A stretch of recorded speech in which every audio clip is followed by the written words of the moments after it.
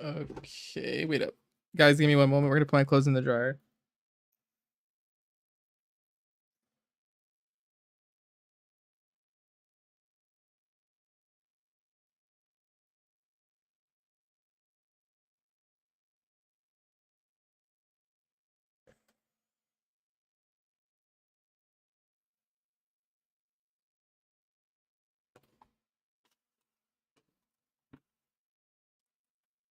Hold up, y'all.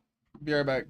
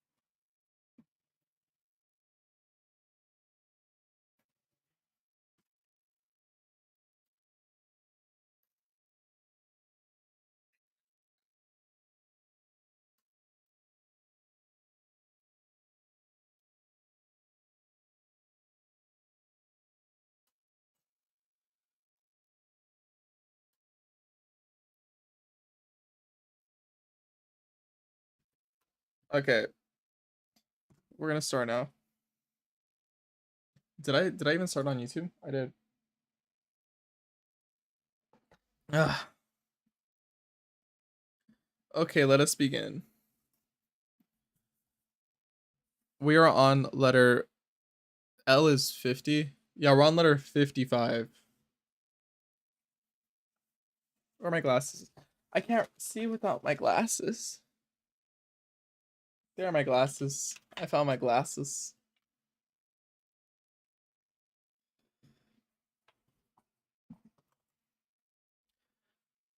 Letter 40 or letter 40 or 56. I cannot for the life of me see that quiet is a necessary to a person who has shut himself away to do some studying, as it is usually thought to be. Here am I, with a babble of noise going on all about me. I have lodging right over a public bathhouse. Now imagine to yourself every kind of sound that can get you hating your ears. When the stre- stren- stre- stre- ugh, wait up. When the strenuous when the strenuous types are doing their exercises, swinging weight laden hands about, I hear the grunting as they toil away, or go through the motions of toiling away at them, and the hissings and strident gasps every time they expel their pent up breath. When my attention turns to a less active fellow who is contenting himself with an ordinary, inexpensive massage. I hear the smack of a hand pummeling his shoulders, the sound varying according as it comes down, flat or cupped. But if on top of this some ball player comes along and starts shouting out the score, one's done for. Now add something starting up a brawl, and someone else caught thieving, and the fellow who likes the sound of his voice in the bath, and the person who leaped into the pool with a tremendous splash, going beyond from those sounds which are, if nothing else, natural. Call to mind the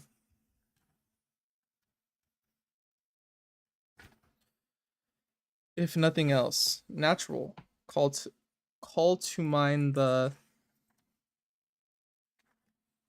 wait, let me move this shit.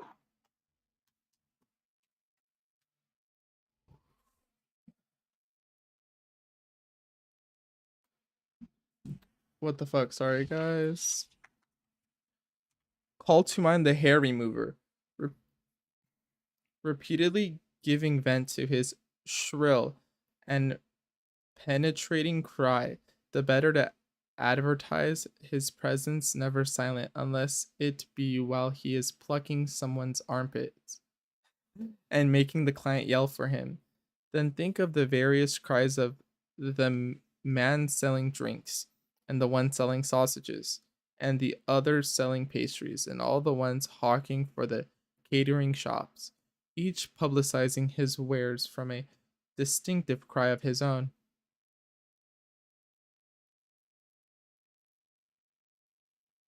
You must be made of iron, you may say, or else hard of hearing if your mind is unaffected by all this babble of discordant noises around you. When continual good morning greetings were enough to finish off the stoic Chrysippus. Hmm? What the fuck does that even mean?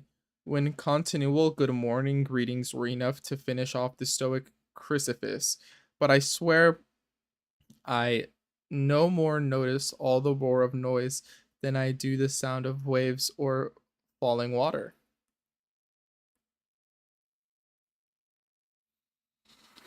Even if I am here told the story of the people on the Nile who moved their capital solely because they could not stand the thundering of a cataract, voices I think are more inclined to distract one than general noise. Noise merely fills out ugh, among the things which cause wait, what the fuck? Noise merely fills one's ears, battering away at them, while the voices actually catch one's attention.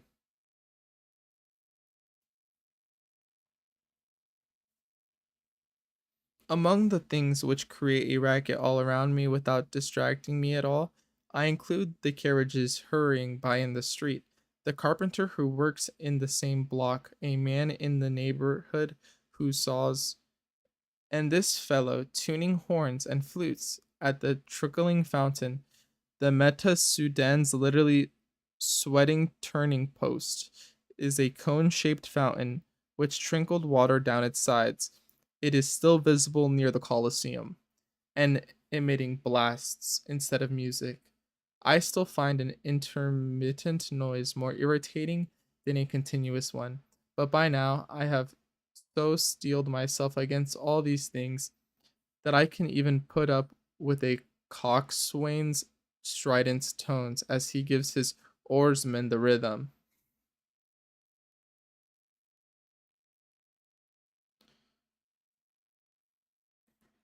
Let me read that one part again, where I can even put up with a coxswain's strident tones as he gives his oarsmen the rhythm.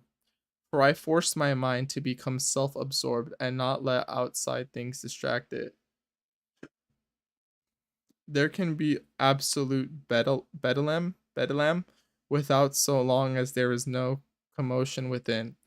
So long as fear and desire are not as loggerheads, so long as meanness, wait, so long as means and extravagance are not at odds and harassing each other for what is the good of having silence, through the neighborhood if one's emotions are in turmoil. The peaceful stillness of the night had lulled the world to rest. This is incorrect. There is no such thing as peaceful stillness, except where reason has lulled it to rest. Night does not remove our worries, it brings them to the surface. That is a good one. Yo, what's up, Keegan? I was just playing Breath of the Wild, dude. How's it hanging, dude?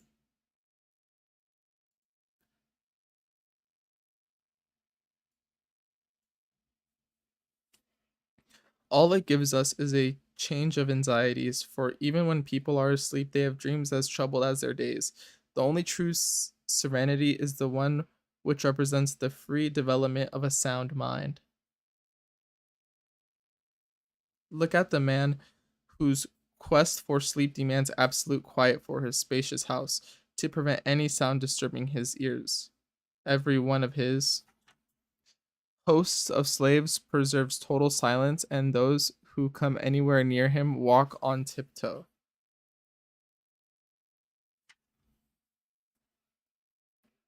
That is, yeah, you look, are you employed? Yes, right now, no, I'm not employed. I'm getting, I'm almost, I think like next week I should be employed or sometime later this week. Don't know yet. Naturally enough, he tosses from side to side, trying to snatch some fitful sleep in between the spells of fretting, and complains of having heard sounds when he never heard them at all.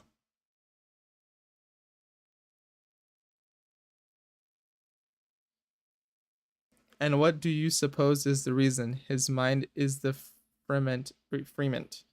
It is this which needs to be set at peace. Here is the mutiny that needs to be suppressed. The fact that the body is lying down is no reason for supporting that the mind is at peace.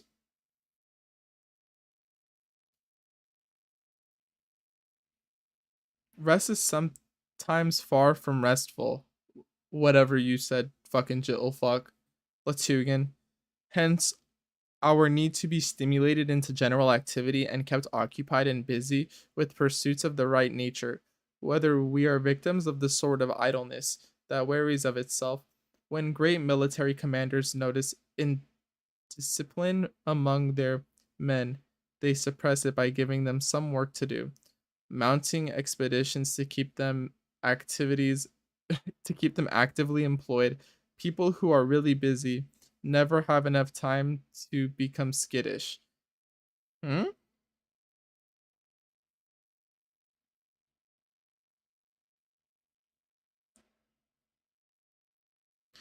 And there is nothing so certain as the fact that the harmful consequences of inactivity are dissipated or are dissipated by activity.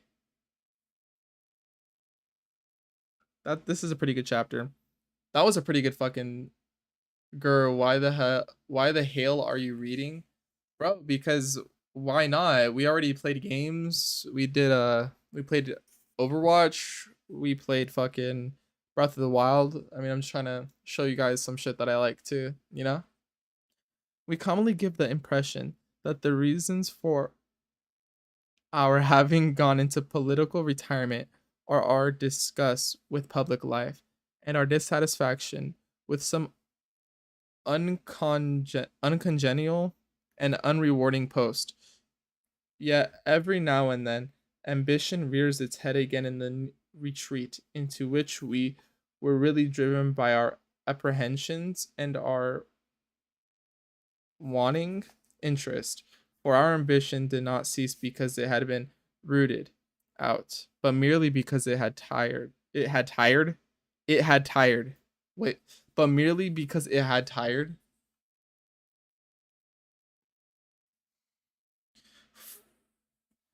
For our ambition did not cease because it had been rooted out, but merely because it had tired, or become piqued, perhaps, as a lack of success. Oh, true. I would say the same about extravagant living, which appears on occasion to have left one, and then, when one has declared for this simple life, places temptation in the way, in the middle of one's program of frugality. It sets out after pleasures which one had discarded, but not condemned, its pursuit of them indeed being all the more ardent, the less one is aware of it. For when they are in the open vices, invariably take a more moderate form. Diseases, too, are on the way towards being cured. When once they have broken out, instead of being latent and made their presence felt, so it is with the love of money and the love of power and the other maladies that affect the mind of men. You may be sure that it is when they abate and give every appearance of being cured that they are at their most dangerous.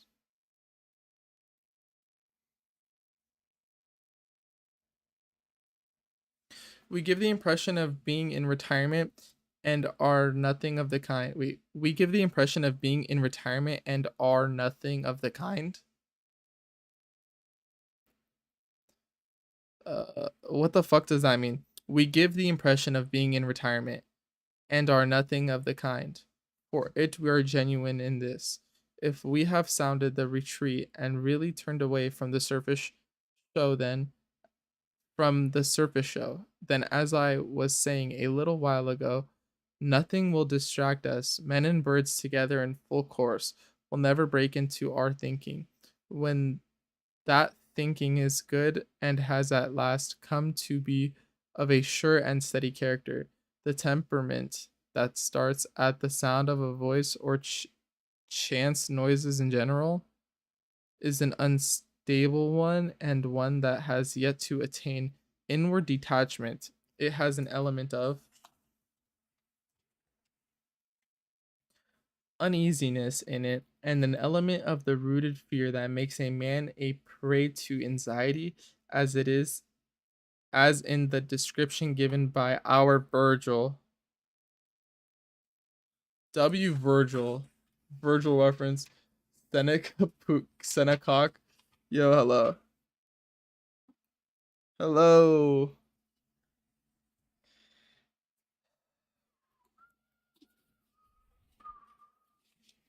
Wait, this is a long ass fucking letter.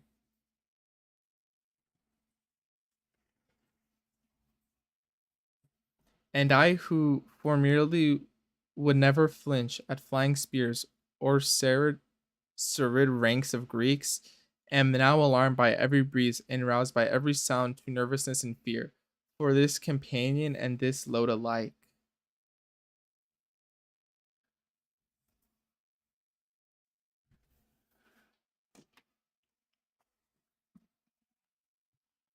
The earlier character here is the wise man who knows no fear at the hurtling of missiles or the clash of weapons against weapons in the close packed ranks or the thunderous noise of a city in destruction.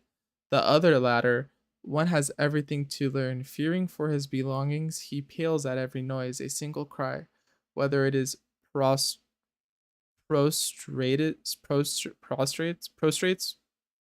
whether it is prostrated,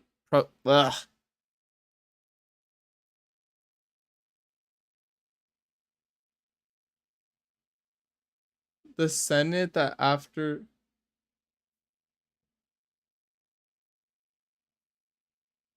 Wait a minute. Yeah, let's come to the Senate, the reading. Seneca, you have begun ascending beyond mortal existence. Your Wi Fi disconnected. Instead of screaming, you whisper, "This is neither good nor bad." Already renounced attachment to chicken nuggets, called a flat tire an opportunity. Yo, we got a dead ass tweaker in chat. Who the fuck is tweaking? Yo, dead ass, they gave Elvis, they laced Elvis. They don't got him, guys. They killed him. We are sad. What a horrible day for Rain.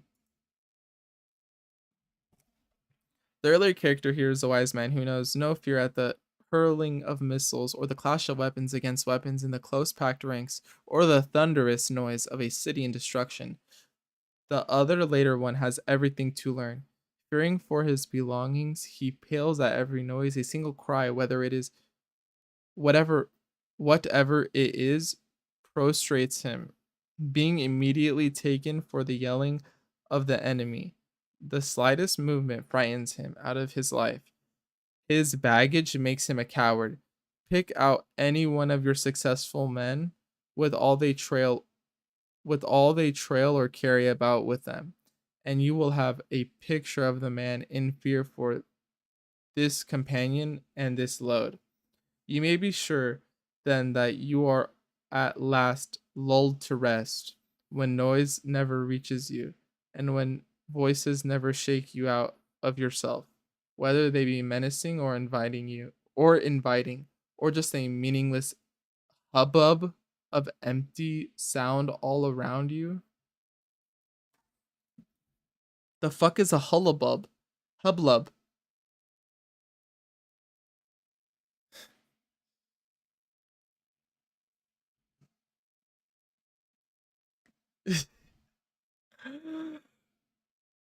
What the fuck is a hublub? This is all very well, you may say, but isn't it sometimes a lot simpler just to keep away from the din? I concede that, and in fact, it is the reason why I shall shortly be moving elsewhere. What I wanted was to give myself a test and some practice. Why should I need to suffer the torture any longer than I want to? When Ulysses found so easy a remedy for his companions, even against the sirens.